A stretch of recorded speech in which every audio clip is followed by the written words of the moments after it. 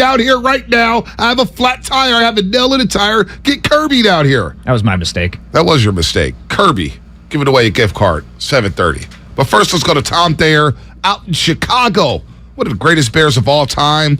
With the Notre Dame. I kind of want to go to Notre Dame on Saturday, Langford. I'm not going to lie to you. They play Marshall. Would love to go see Touchdown Jesus. But he's an NFL champ. Won a Super Bowl with the Bears in 1985. And now he's a color commentator for the Bears on the radio side. Tom, good morning. Welcome to the Morning Roast. Nice guy, Stephen Langford and Bonte Hill. How you doing today? I'm doing well, guys. I appreciate you having me. Absolutely, man. We appreciate you coming on with us to talk about the Bears and the 49ers. And let's just start with the quarterback. This has been we always talk about Trey Lance out here and Jimmy Garoppolo, but also Justin Fields, because a lot of Niner fans wanted Justin Fields, and a lot of us thought, man, maybe he's going to be married to Kyle Shanahan with all the quarterback camps or whatnot. Where's Justin Fields at now in year number 2? Because I remember last season against the Niners, he had one of his better games in his rookie year. Yeah, I think last year he was just kind of flying by the seat of his pants. He was a rookie that was uncertain with the terminology, didn't know how the talent fit in around him.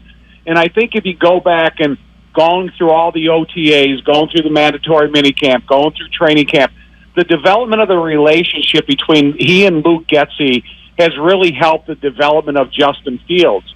He understands what he's saying in the huddle. They've simplified the terminology.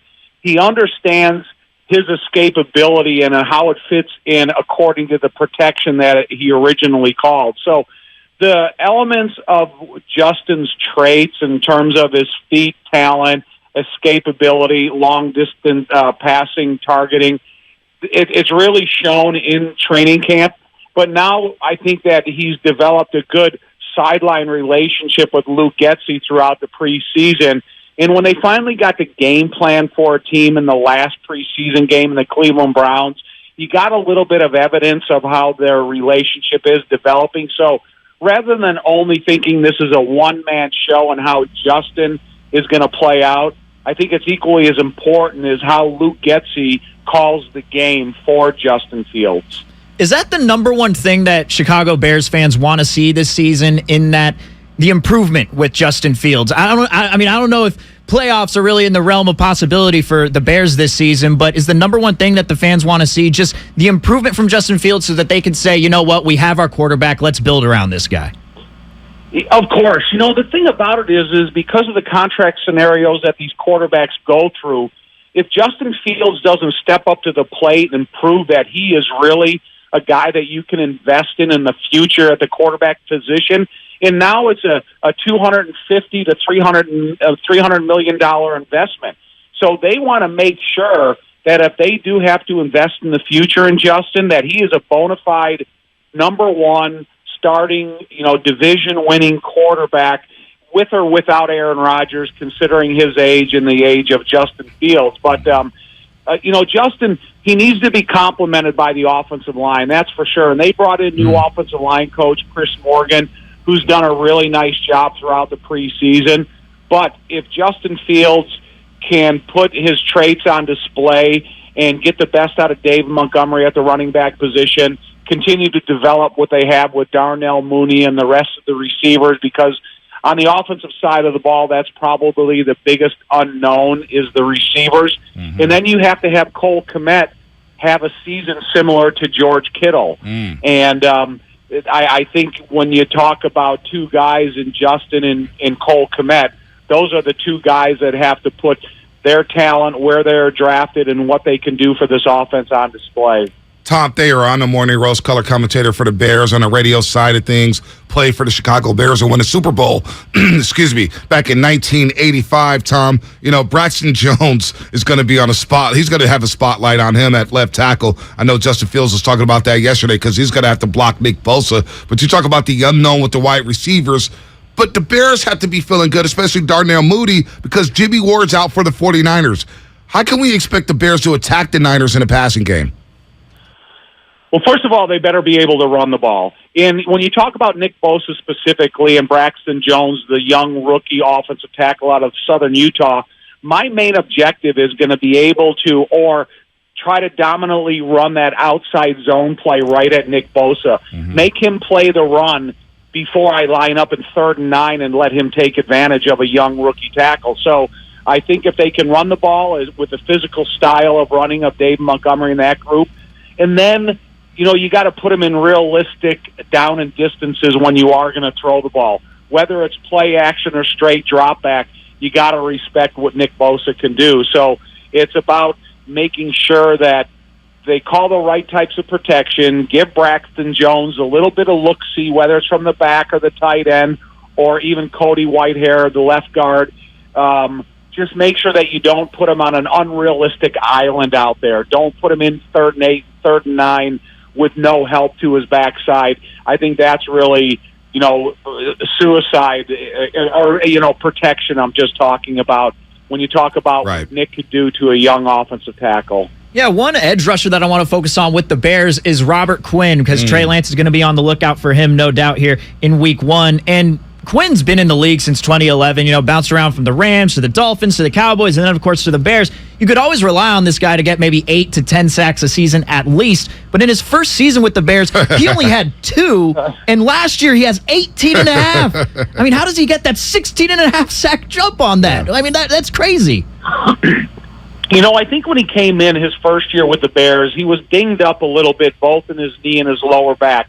So he didn't have any training camp, those necessary one-on-one reps that you need just to kind of sharpen your skill. But, Robert's been out there every day, and he's really, I sit out there and I watch one-on-ones, and I'm watching him as an offensive lineman and watching him as a defensive end.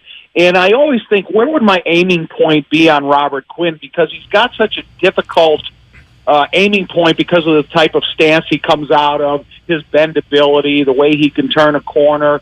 So if he can get complimented by Al-Quadin Muhammad, who they brought here from Indianapolis, if they can get pressure from the 3-technique defensive tackle and Justin Jones, I think it will put more pressure on the offensive tackle. But then look at the offensive tackle you're talking about. To me, Trent Williams is one of the best offensive linemen in the NFL. So if not Nick Bosa against Braxton Jones, this is an 18-sack type of defensive end against one of the best offensive tackles in the National Football League. So it's kind of a different type of battle that we'll be watching and talking about.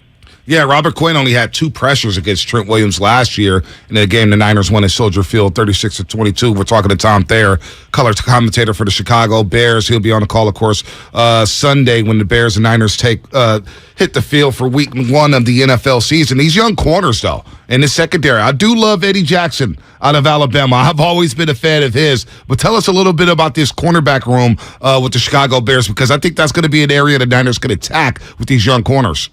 Right, I do too. Jalen Johnson is a guy that's really had a nice beginning to his career.